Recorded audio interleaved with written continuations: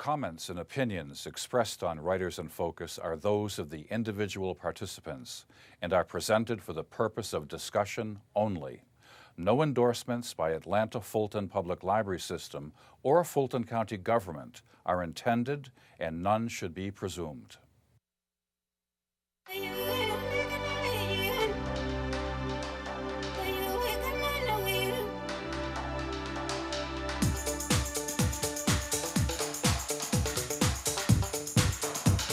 Hi, welcome to Writers in Focus. I'm your host, James Taylor, and today I'm delighted to have as my guest E, better known as Elizabeth Dulemba. May I call you E? You may. I'd like to welcome you to the Fulton County Government Center and the Atlanta Fulton Public Library.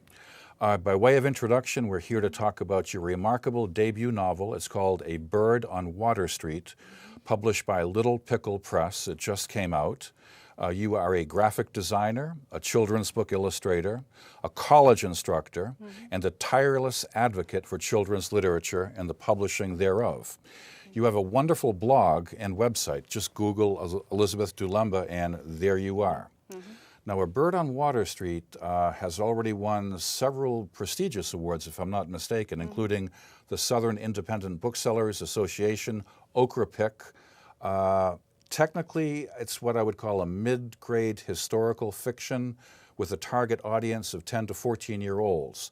But I would say, with no reservation, I want the parents to run out and buy this book, give it to their kids, and read it themselves. Before talking about the book, Elizabeth, I'd like to ask you about the book's gestation period. Books to me are very much like babies. There's a gestation period. No, wait a second. There's inception, we're grown-ups. There's inception, there's a gestation period, and then there's birth or delivery. Yeah. Something happened to you over a decade ago in a small room in a North Georgia mountain town. What happened? We had just moved to nearby this area where the book takes place in Epworth. That's you and your wonderful husband, Stan. And my husband, when we got married. I was in Chattanooga, he was in Atlanta, and we kind of met halfway at Epworth, Georgia, which is a hiccup of a town. It had 3 churches and no gas station, 1 red light. It was a little hard to make friends there. It was definitely a mountain community, and they do stand up to that stereotype of being a little bit hard to break into. But we had made one friend, Lisa Jacoby, who is a lead singer in a bluegrass band, and she was very instrumental in introducing us around. And there was a meeting going on between the company and the miners, and she said, "Come to the meeting, maybe you'll meet some people, make some friends, get to know some people." And that was the understatement of the year. Yeah. So we go to this meeting, and we're sitting in this wood-paneled room, and it's not a large room, so we're tightly packed in there. And the company, which is the mining company, is talking about opening up a scenic railway going north from Copper Hill, Tennessee, around this very interesting switchback. The train would turn around by going around this mountain. You can Google this. I've seen great images of it, yeah. Right, and it's an unusual thing. So they were saying we could earn some money by having a scenic railway doing this, but they were going to pay for it by reopening the mine and shipping 1 shipment of sulfuric acid out per week. Sulfuric acid? A byproduct. Red flags. Yes, very big red flags. It's a byproduct of the mining process for copper. It's when they roast the copper out of the rocks, sulfuric acid or sulfuric dioxide comes out of it as a cloud and can be trapped as sulfuric acid. And it's in a lot of products that we use every day, toothpaste, rayon fabric, stuff like that. So it's a very useful thing. However, the process of getting it is very toxic. And these miners started standing up. And I mean, these guys looked like gnarled old oak trees. They were wearing denim and flannel, and they were bent and strong, and even their fingers looked like, enormous branches. And they started saying, "I lost my wife, I lost my partner, or I lost my crew, I lost, to cancer, cancer, cancer, cancer."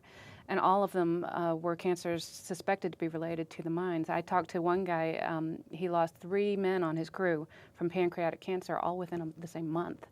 So this was something that was never proven, but the coincidence was too obvious. So they started saying, if you try to make this railway happen, we're going to sabotage the tracks. Wow. And I'm sitting there going, what have I walked into? Oh my gosh, this is really not what I was expecting. And I tell everybody, the muse kind of crawled up my leg, wrapped her hands around my neck and said, "You're a writer, I need you." And I never really chose to write this book. This book chose me to write it. I love that. Yeah. What makes the book work on such a profound level for me, a grown-up, even though it's a kid's book, is the fact that you describe normality in this hellish environment. And if I can, these are where basically your book is set. I don't know if we can see that, but we can certainly hold it up a little later. But that's Copper Hill. In Elizabeth's book, these are where the families live. Yep. The more money you make, the higher up on the hill you live. I want to get you started on this. Okay, the book is about Jack Hicks. He has a loving mother, loving father. His father's a miner, living in this environment. See if I make any sense. What makes the book work for me the most, Elizabeth, is that you are trying to describe a normal American family in 1986. This is not 1917. This is not 1820. This is 1986. Yeah, it's not that long ago. Living like this. Right. And yet you don't pass any judgments. I tried very hard not to. The mother says, Jack, time to do the laundry. I'm going to hang the laundry out today, but hopefully the wind won't blow because the clothes will disintegrate. Yeah, it would eat up a pair of stockings in 20 minutes, I was told. So you can imagine putting your stockings on the line and just watching them just be eaten away by the father says, Jack, air. let's go for a ride to the company store, but hopefully we'll get back in time because I don't want to spend too much time on the road because the acid will eat the rubber. Yeah. They'd have to replace their tires several times a year because the acid would just eat through the rubber of the tires. They all had asphalt shingles on their roofs because tin roofs would be eaten up by the acid rain. Okay, let's not scare it. Let's see it. Elizabeth, it works on that level, but I don't want to scare the audience away. This is targeted for 10 to 14-year-olds. 10 to 14-year-olds. What do you want the reader to see in this? Part of the challenge of this story was it is an enormous story. It is so big. It took me 10 years to write it. In fact, a lot of my picture book friends, they're like, I didn't know you wrote novels. And it's like, I've actually been working on this novel the entire time I've been creating picture books. But it's the only way I could figure out how to condense it down and make it palatable was to put it through the eyes of one character, preferably a character who's not sitting in a position of judgment yet. He's still learning about the world, and he's still trying to figure out what is right and wrong in his own heart, how he feels about things. He is how old? He's 13 years old when the book begins. And so by putting everything through his eyes, I was able to have things happening off stage, that he's experiencing peripherally, or he's just kind of learning about himself. And he's not really passing judgment yet because he doesn't know how he feels. So I really want the reader to pass judgment. I tried very much to stay out of that judgment position. You're a brilliant writer because that's exactly, you succeeded in that. Thank you. You could have said, living in this hellish atmosphere was young Jack. No, you just said Jack goes out to play in a polluted pond. Exactly. The reader's saying, I hope he doesn't fall in, but that's part of his life. Yeah. Or falling off the railroad trestle and breaking his arm and all that. Yeah, a 13-year-old kid is not going to go out and say, oh, I shouldn't be fishing, it's toxic. Now, he might realize I can't eat the fish because it's toxic, but he's not going to be making a point of that. So the reader can make that judgment. I put a lot of faith in my reader to provide their own feedback to it. Yeah.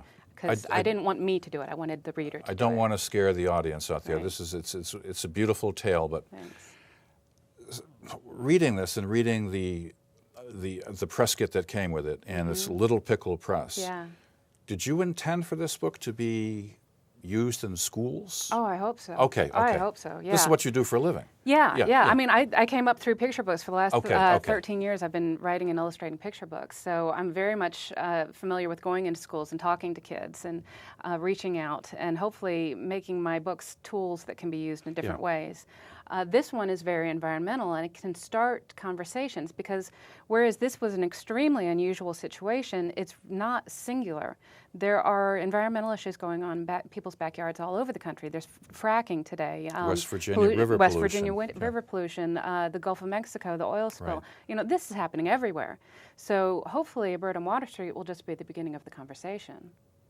Another thing that I liked about the book, Elizabeth, is that, well, I'm going to lead you into Jack's father. Okay. Jack he's an only child, 13 at the beginning of the book, living with he loves his father. His father is a supervisor. That means he lives in a house. He's at the top of the hill. At the top of the hill. Right. One of the great ironies, one of the movements of the book is that Jack's father wants him to follow in his footsteps. In other words, Jack's father loves mining. Yeah. This horrible, hellish, this abomination on earth. Yeah. But Jack's father likes his job. Could you reflect on that for a little bit? Yeah. Did you meet people like that? Oh, yeah. Oh, yeah. Lots of people were very proud of being miners. Sure. And the history was amazing. I mean, we're talking people who had been miners for 6 or 7 here generations. I'm passing judgment. Go Yeah, ahead. no, I mean, a lot of these miners came from Cornwall, England, where they were tin miners. Unbelievable. And when the tin started drying up and they discovered copper in America, a lot of them came to America had to skills start that to could apply their expertise. Right? So this was a highly respected thing. It put food on their table. It kept roofs over their heads. They were the best dressed people in town. They had the best stuff. They had cars. They had cars. They had boats. They had tin shops in their backyards. Metal shops. And a pretty good company store. Yeah, a pretty good company store, and they got a discount. So it was a very enviable job, relatively speaking. So one of the things that I love that I slipped in there, the grandfather, when he goes on vacation, takes Jack to Rock City. And you're thinking this man's been spending his entire career underground, and he's injured, so he can't be a miner anymore. So what does he do for vacation? He goes to Rock City and goes underground. Wow. So, and I've heard a lot of men say that it felt like being in the womb of the earth. That the underground was like being within Mother Earth. You put that, I don't want you to read from it, we don't have enough time, Yeah. but you put it so eloquently where Jack's father says, I love being underground. I Yeah. love what it feels like. He's Yeah. also a supervisor. He's Yeah. making good money. Right. Yeah, so it's an enviable situation. So for some. So did you set these tensions up on purpose? I mean, yeah. that's the sign of a good yeah. writer, Yeah. Of course, thank you. Yes, it's all intentional. Yeah, and Jack, whenever they drive outside the area of the pollutants, he's looking at trees like, my Yeah. God, there's a tree, there's a they butterfly. become churches for him. Yeah, which trees were kind of a church for me. I mean, the irony about this story is my whole life keeps doing spirals. It keeps spiraling in Okay. on itself. And trees I called them my best friends when I was a kid. I mean, I was a strange kid anyway. I'm a creative soul. So I used to lay under trees and I'd talk to them, and I felt like they were answering me with the wind going through their leaves. Yeah. And, I'd see the sunlight coming through and all the different shades of green, and it would look like stained glass to me. And, I felt like I could hear them. And I've been trying to hear them ever since as an adult, and I think that's something that we lose as we grow up. But I'm hoping that this will maybe inspire people to listen and hear that voice again, the voice of nature, just being plugged in with the earth and being in tune with everything. And so he gets to experience that when he leaves the border of Copper Hill, Coppertown in the book. And for him, it's something rare and delicious and wonderful and new. Whereas for me growing up in woods and, Yeah. it was nothing. It was, I loved it, but it wasn't this rare thing. For him, it's something really special. And it's something that he's pulled to. And he has a poster of trees in his bedroom. He wants to be a forest ranger, and yet there's no forest, So Now, 11, 12 years ago, you got the idea for this book because you had witnessed this area. yeah. Just a couple of weeks ago, maybe a couple of days ago, you were up in Blue Ridge Yeah. addressing a group of people, and you saw some retired miners. Oh, this was great. What did they feel? What did they think about this book and Yeah. your depiction of them? I interviewed so many people Wow, in wow. preparing this book, partly to get the nuances and to understand, because I didn't grow up there. And I knew that people who did grow up there were going to be calling out where I was wrong. Yeah, that's not there, and that's not there. I've got to raise my hand. E. Yeah. Let's go back one more time. Where is this set? Oh, this is Copper Hill, Tennessee. Where's that? It is at the Tennessee, Georgia, North Carolina state line. If you know Ellijay and Blue You Ridge, go north. just north. Yeah, and literally the state line for Georgia and Tennessee runs through the IGA grocery store parking lot. Wow. It's called the Blue Line, and you can stand with a foot in each state. And Copper Hill, Tennessee is going to be throwing a party for the book next Saturday on the Wow. 17th of May, and they're setting up a stage on the Blue Line. And So, I'm on a different yeah. track right now, excuse me, but when the space shuttles went around the Earth, Yeah. they could see this area from space. Yeah, It's like yeah. 50 square miles of Yeah. used to be desolation. denuded landscape. Right in our backyard. Yeah. But back to Yeah. the reaction of the miners that you met a couple of days ago. Yeah, it was wonderful because I've had such a tremendous sense of responsibility as I was creating this book, and I've been very nervous that I would live up to their expectations. It's part of why it's historical fiction, is because I did move some things around, and there are some things that I took large time periods and I compressed them for the sake of the story.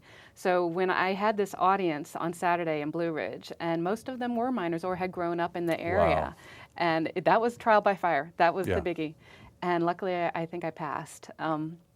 They shared more stories and more nuances that I didn't know about. For instance, I didn't realize that the miners wore red shirts when they were on strike. I met a woman who was the only baby born on the strike day in 1936, and they call her the strike baby. And it was because her mother got to the hospital before the picket line was in place. Otherwise, she wouldn't have been able to get through. So, I mean, these were serious locals. And I think what has come across to them is, even if I don't get everything absolutely right, I told them the story's not true, it's truth. And I'm really just trying to get across the sense of community and love and respect that these people have for each other, and the music. Music was such an embedded part of this community. Yeah, I'm getting sentimental right now because I read the book and I loved it. Jack's father's brother dies in a mining accident during the during the book, incident, and so the miners go on strike. Right. And your evocation of the miners all pulling together to help one another was marvelous. Yeah. I guess what I'm trying to get at, and it's one of my pet things about writing fiction. Fiction is a pack of lies. This didn't happen, but yet you have to be accurate about everything. The price of bread in 1986. Yeah. I know, but you know what I'm saying. Yeah. Yeah, with all the interviews that I did, almost every single story in the book has a thread of truth in it. For instance, the trestle bridge scene that opens the story, that's Matthew Maloof. He and his friends used to jump off trestle bridges, because there were no trees to climb. What else are you going to do? You're going to jump off the bridges. So that's what they would do. So almost all of the stories in the book have truth. I'm the one who stepped on a copperhead while picking blackberries. I actually did. The only story in the book that does not have a thread of truth in it is the one that I think reads the most true. And that is the scene where they're in the store. They're stocking up on supplies because they're about to go on strike. And the store's probably going to close just to kind of mess with them. And one of the miners, his wife had gotten sick, and he was trying to take care of her, and he had, of course, lost his job. They passed money forward for him. Very moving. Yeah, and to me, that was actually probably the most true, because that is the kind of community. And even though they're hard to get to know, and they are, all of these people that I know up there, they'll be my friends for life. Yeah. Once you're in, you're in. It's a very tight community. So here I am talking about your book on a grown-up level, hopefully, but for children, I mean, we're talking about kids for the ages of 10 to 14. 10 to 14. Recommended ages, yeah. What will they see in this book? I haven't been a kid for a long time, but I'll learn. If I were a kid, I would learn about. I'm 13 years old.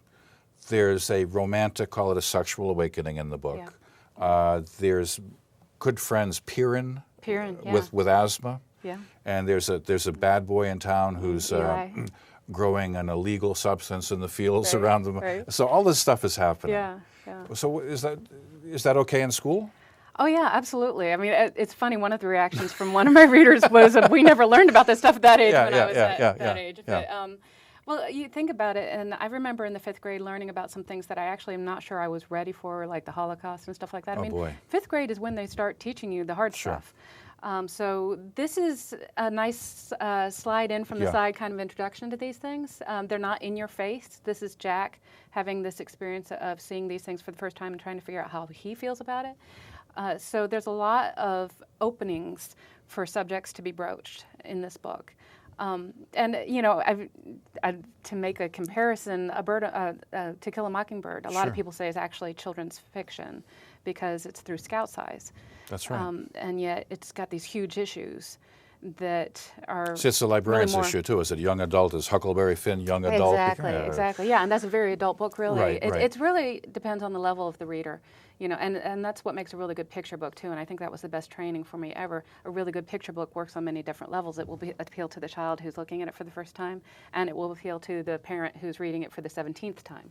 So if you can make things work on different levels, that's a successful endeavor. I do have a confession to make to the audience that Elizabeth Dulemba sits on the board of advisors for the Georgia Council for the book, and as do I. And you've been an indefatigable supporter of children's literature for the first time in a long time on this board. I guess what I'm saying is, you are almost an expert in illustration, children's publishing, children's literature. What do you do at these cocktail parties, at these festivals where someone says, I'm going to write a children's book, because I get that all, I get it all the time. as a librarian, I get that all the time. Yeah. The work that went into this book is apparent, because you can tell it reads effortlessly. Thank you. That's the irony of the paradox of good fiction, is that it doesn't seem that just the words just flow. These words flow. How do you respond to those people who want to write a children's book? Because to me, it is far more difficult than writing a work of adult fiction. I agree. Thank you. And thank you. Did I get that question out? Yeah. Okay. I actually write a lot of articles in, but I put them know on you my do. website. I know you do. So I publish them through the Society of Children's Book Writers and Illustrators Bulletin, which comes out every other month. But I also put them on my website, and I will refer people to my website, which is dulemba.com, to hopefully go and read them, and before they come to me with more questions. I try to be very gracious, because everybody thinks, and I did too when I started this career. The first story I wrote, it was like, okay, here I am, the business is waiting for me. Yeah. And it was quite surprising to find out, no, they weren't, and it's extremely competitive. So I try to be very gracious and nod, and that's great. And if you really want to learn more, come to these conferences, look online, do some research and all. And truly, the first 3 years that I was trying to break in was research. Right. Yeah. How many years of research? About 3. It took me 3 to get yeah. my first contract, which actually is considered pretty quick. And I remember that first day, I looked at the facts online saying breaking into the children's books is nearly impossible. And I said, okay, but here's day one. Yeah. And here I am 13 years later, and I've achieved a lot of my personal goals in this industry, so I'm pretty pleased. How did you find this marvelous publishing company, Little Pickle Press? Little Pickle Press. I'm in love with this company. They are out of California, and they are a classified B Corp, which means they are environmentally responsible.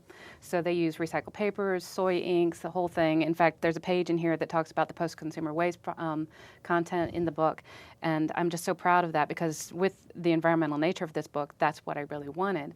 The irony is, when I first started talking to them, I wasn't thinking novel. I was trying to pitch a picture book to them. And the acquiring editor said, this is, nice, this is nice, but what we're really looking for is to branch into novels. You don't have an environmental novel lying around, do you?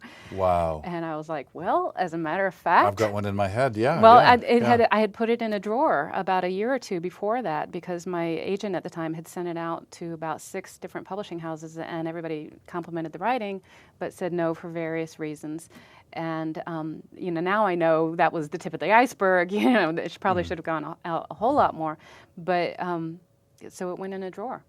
And it waited for me to improve, which when I finally came back to it, and it sold to them as is, but then they assigned a wonderful editor to me, Tanya Gibson, and she took it apart, and we together put it back together upside down and backwards like a big old puzzle. And I had increased in my skills, so it was very obvious to me at that point what needed to happen.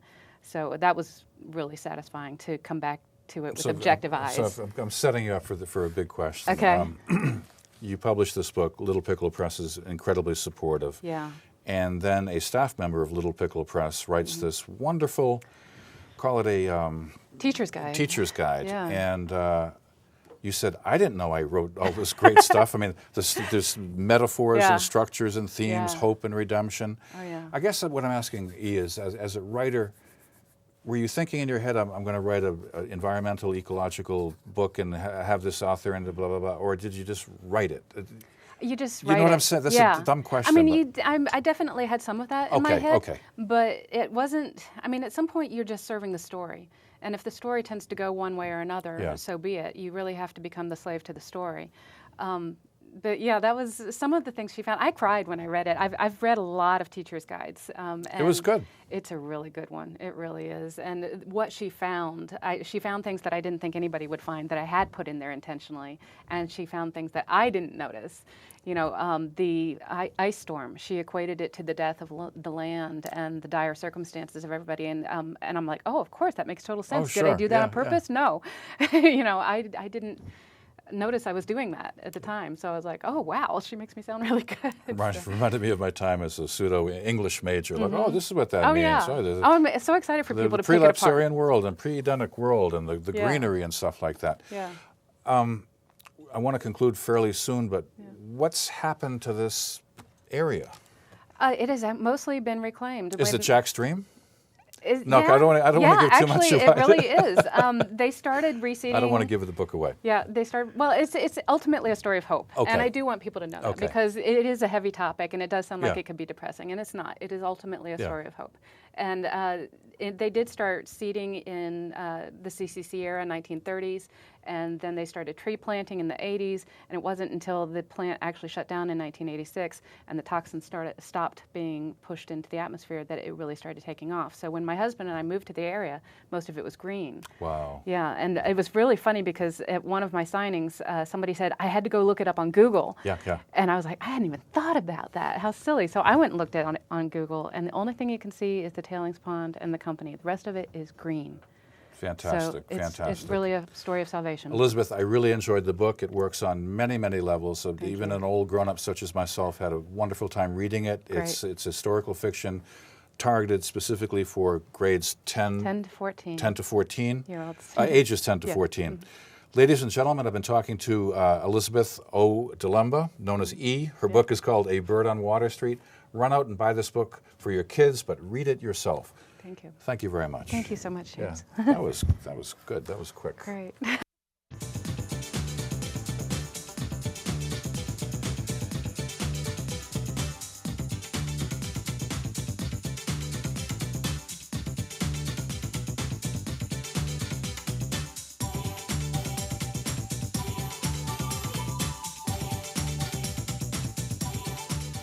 Comments and opinions expressed on Writers in Focus are those of the individual participants and are presented for the purpose of discussion only.